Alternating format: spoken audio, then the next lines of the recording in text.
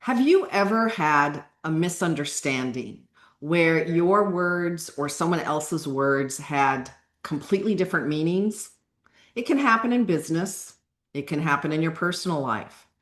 Years ago, when my husband and I were dating, he said he would pick me up after dinner. When he showed up at 1 o'clock in the afternoon, I was surprised because after dinner to me meant in the evening.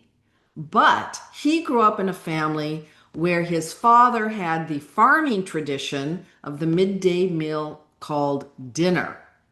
Well, that was weird, I thought. So Kim quickly changed to my way of thinking, and we called the midday meal lunch. But that can also happen in other places. There can be mix up. That little mix up taught me that words can have different meanings, very different meanings to different people. And if that can happen over lunch and dinner, imagine what can happen when we're in business, explaining complex ideas, leading teams, giving feedback. When an idea is explained clearly, people lean in. They remember the idea. They can act on it. And this is not just theory, it is measurable. A Harris poll found that employees lose an average of 7.5 hours every week because of miscommunication. That's almost a full workday. Let's just pick Wednesday. We'll call it Wasted Wednesday, where people are trying to untangle unclear messages. Imagine what could happen if we could win that time back through clarity, not just saving hours, but building trust, building teamwork, building alignment. Clarity doesn't just make communication sound good, it makes it work. It makes people take action when they have a clear idea. Steve Jobs understood that. At Apple's 2001 iPod launch, he could have said 5 gigabytes of storage. Instead, he said 1,000 songs in your pocket. That one simple sentence painted a vivid picture of value, and the product flew off the shelves. That's what clarity does. It turns information and meaning and ideas into action. You want to lead with clarity, not confusion. Today, we're going to explore how to lead with clarity. You can align your purpose, connect with your people, focus on your priorities. 3 practices that can help you communicate with greater impact, whether you're leading a team, a coaching session, or having a conversation from the stage. Clarity begins with you. It begins in your own head. Before you can communicate clearly with others, you need to be clear with yourself. You need to align your purpose. When I say align your purpose, I'm not talking about aligning with the audience. That comes next. Clarity starts when you get clear, when what you say matches or aligns with what you stand for and what you're trying to accomplish. Purpose answers 3 powerful questions. What am I really trying to say? What does it matter? What do I want people to think, feel, or do? This is so critical before any message, but especially when you're going to be giving a presentation. The questions are simple, but they do cut to the heart of clarity with yourself. They separate your intention, maybe what you intend to do, from your information. Now, I'd like you to think of a presentation you've recently given or one you'll be giving soon. It could be a keynote, a club speech, or even a client presentation. Briefly describe the presentation and answer your answers to these 3 questions. Don't try to craft the perfect answers, just talk it through. Think about that presentation. What are you trying to say? Why does it matter? What do I want people to think, feel, or do? after they've heard my presentation. And you can't communicate what you haven't clarified. I cannot tell you how many conversations I've had with people who they are not clear on their point and they cannot get their point across because they don't know what their point is. Now, let's turn your intention into something you can actually use. A clear, one sentence purpose statement that captures the heart of your message. You're going to be creating in a few moments something that looks like this.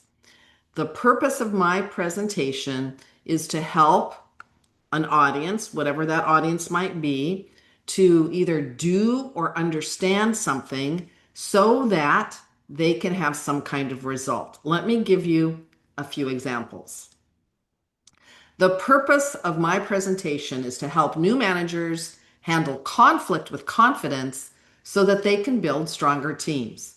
Now, my purpose statement for this presentation that I'm giving right now is the purpose of this workshop is to equip speakers, coaches, and thought leaders with practical tools to clarify their purpose, connect with their audience, and focus their message for maximum impact.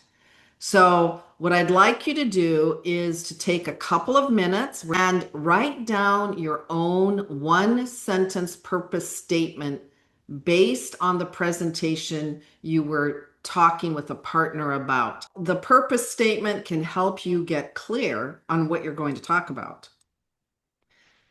Clarity begins with your purpose, and purpose gives direction to your words and more confidence to your delivery. Your words don't create clarity. It's your listener's understanding that does, which means the next practice of clarity, of leading with clarity, is people. You want to connect with your people, to tune in to your audience. It's a shared experience, and that means meeting people where they're at. You want to hook them with what they want. Dale Carnegie once said, "I'm very fond of strawberries and cream, but for some reason, fish prefer worms."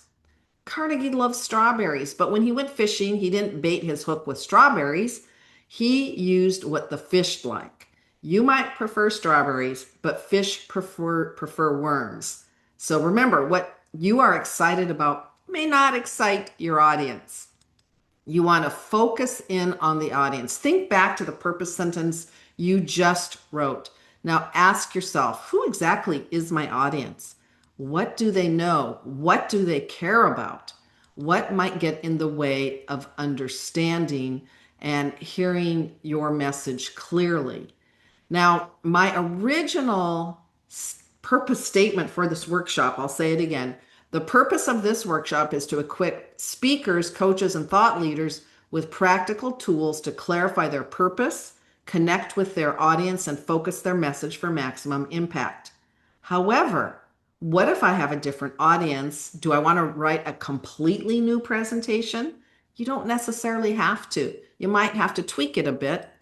If my audience were technical leaders, I would probably write a statement like this.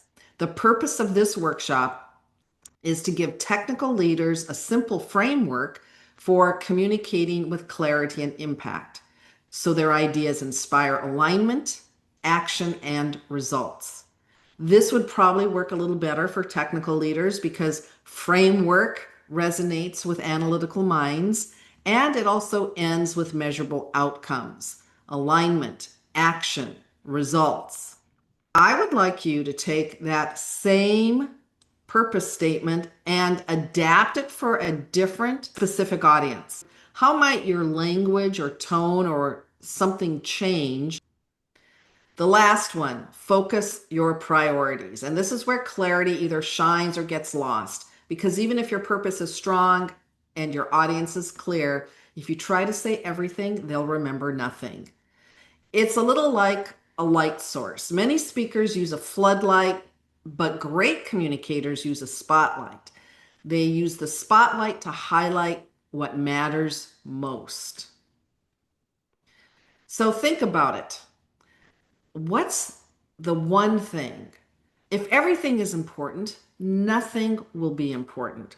So think about your message. If you had only one thing for your audience to remember, what would it be?